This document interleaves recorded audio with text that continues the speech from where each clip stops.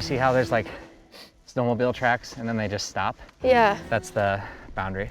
For decades, powerful corporations have had their eye on lands like this. Some of the most pristine wilderness and recreation areas in America that have valuable resources buried beneath them. They just want to grab some money so they can, go buy a third villa in Italy or something. And now they're on the verge of getting their wish. And we will turn the Iron Range into a mineral powerhouse like never before. That's what it is. Over the last few months, Republicans in Congress have quietly worked to hand over our most protected lands to billionaires. I think that proponents of this project would have you believe that the American people benefit from this project, but for the life of me, I can't seem to understand how that works out.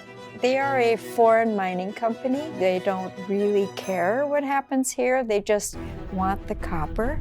It's a scheme that could unlock millions of acres of public lands across the US for private corporations. I went to Minnesota, ground zero in the fight over who gets to control our public lands. To understand what a mine would mean for communities like this, Job creation is extremely important. They are only doing this because of greed. how what happens here could change the fate of our protected lands across the country, and if there's still a chance to stop it. Who really stands to benefit from mining here?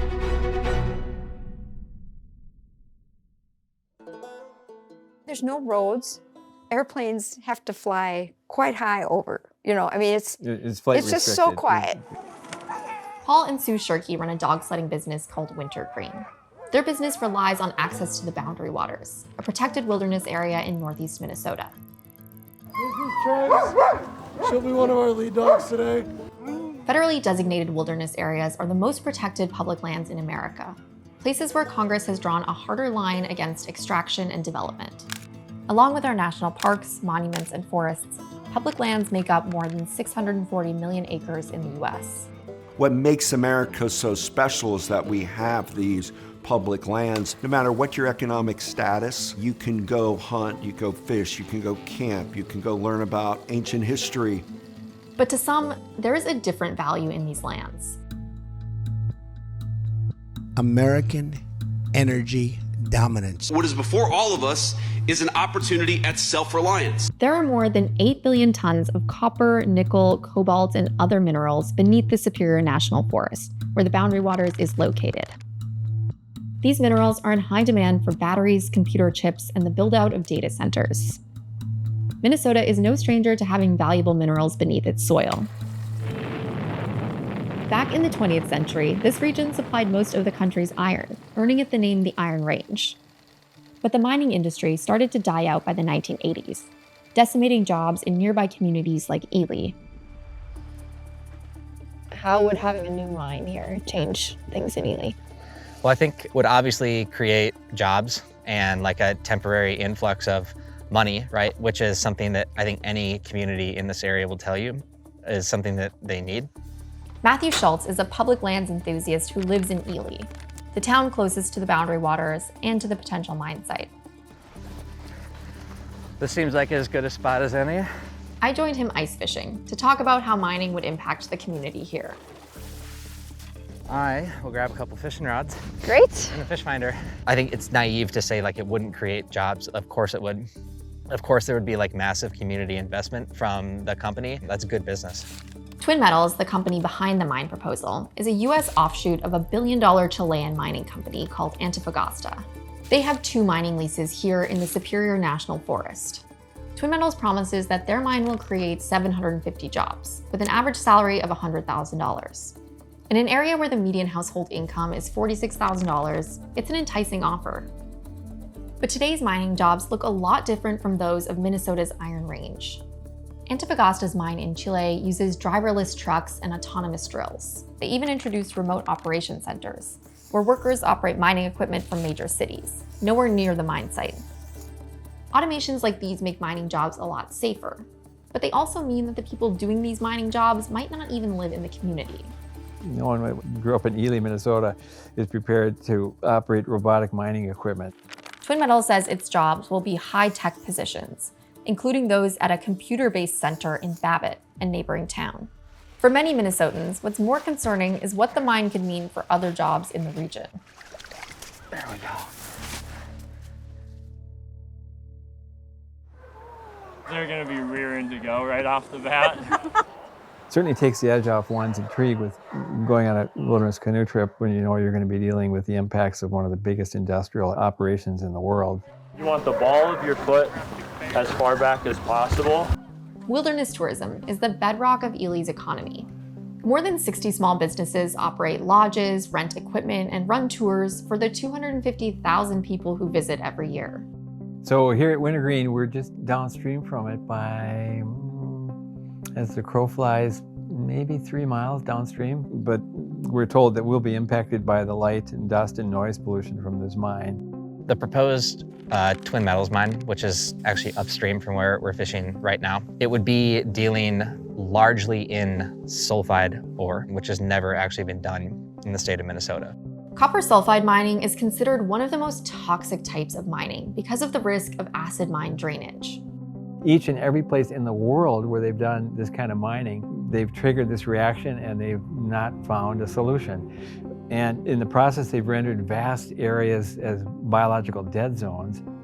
The idea that we could take this place where I go to catch my fish that I feed my household with, the concept of maybe contaminating those fish past the point of consumption would be extremely detrimental to the way I live my life. Twin Metals says that instead of storing waste in above-ground pits that can break or flood, it will store the mine waste underground, making acid mine drainage a non-issue. But even at mines that use this storage technique, like the Pogo mine in Alaska, there has been groundwater contamination. I have no doubt that that is the best, latest, and greatest way to handle mine tailings. Why would they do otherwise, right? But to me, that doesn't really mean anything because latest and greatest in that industry is still largely untested, and it's really unclear what the consequences could be. Do you believe that it is possible to do copper sulfide mining safely? I am very skeptical to the point where I don't believe that because they've never proven it yet. It's never been done safely anywhere in the world. Within this watershed, there's timber harvest opportunities, there's granite and gravel mining. I don't have beef with any of those things, right? It's specifically this project and in this place that I think would be irresponsible. These environmental concerns are why the Biden administration canceled Twin Metals mining leases and placed a 20-year mining ban on the area starting in 2023. For many people here, the fight over whether or not to mine was over. Until we will end that ban in about, what do you think, about 10 minutes? President Trump campaigned on opening up America's public lands to industry, including the area right outside the boundary waters. What are the arguments that Republicans in Congress or people who are in favor of this mine are making about why we need this or why this would benefit Americans? We use critical minerals in our everyday life. We use all minerals constantly, right? Like literally the ice fishing rods that we're using right now, the fish finder that we're using, and our cell phones all require these minerals. I don't think anyone is denying that. We're facing a crisis in our country because foreign adversaries hold our critical minerals, which are critical to everything we do in medical, in our military. Seeing representatives testify on the House floor and pointing towards all these things that I used to work on in the Navy and basically saying like, we have to do this project or we can't have those things. That's absurd. That's absolutely absurd. That's because mining is only the first step. The raw material still has to be processed before it can be used in electronics or infrastructure. And China still dominates that part of the supply chain. They openly acknowledge that they intend to send the copper to China, and they've already got pending contracts to receive this copper. So that dismisses any notion that this is a national security issue. There's no guarantee that the minerals extracted from here in Northeast Minnesota will find their way back into our national supply. So I feel like the people here are being duped. Who really stands to benefit from mining here? Antofagasta. It's puzzling the clout that they have with the Trump administration. Antofagasta is owned by the Luksic family. One of the most powerful and wealthiest families in South America. They own huge parts of Chile's economy, from copper mines and banks to beer companies and shipping containers. They also own a $5.5 million mansion in DC, which they rent to Ivanka Trump and Jared Kushner. For the last decade, Antofagasta and Twin Metals have spent nearly $6 million lobbying the US government, trying to seal the deal on their Minnesota mine. And last year, Twin Metals hired the Bernhardt Group, a lobbying firm started by David Bernhardt, Trump's former Interior Secretary. Bernhardt, a former oil lobbyist, helped roll back regulations overseen by the department. Soon after, Trump's Deputy Secretary of the Interior, who previously worked under David Bernhardt, restored Twin Metals mining leases.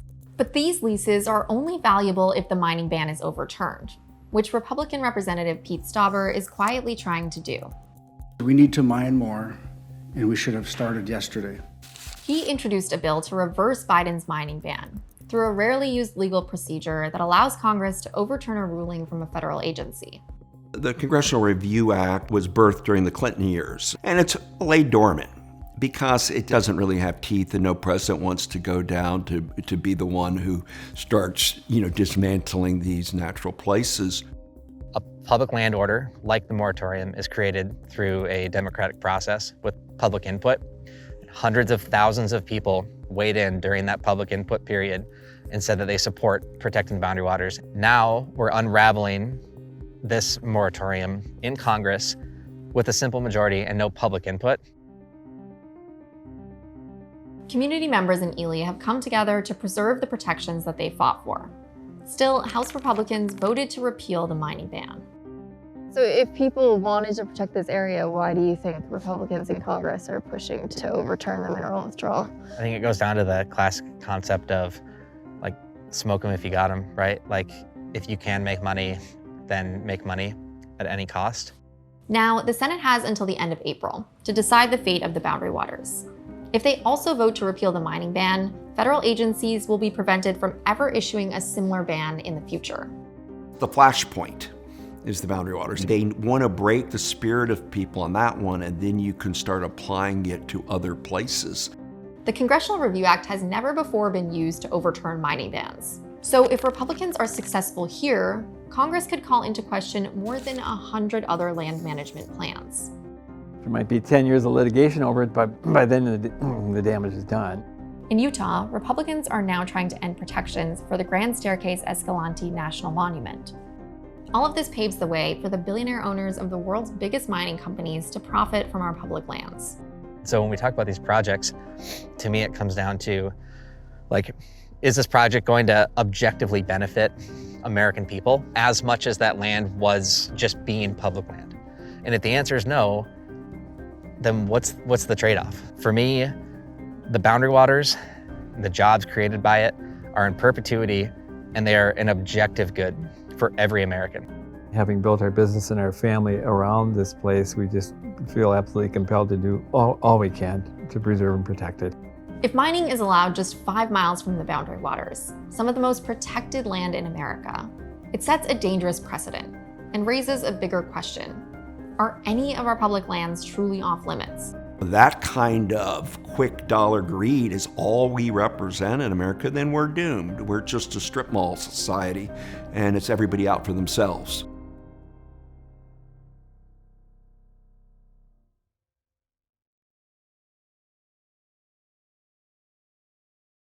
Thanks for watching. To see more videos like this, don't forget to like and subscribe.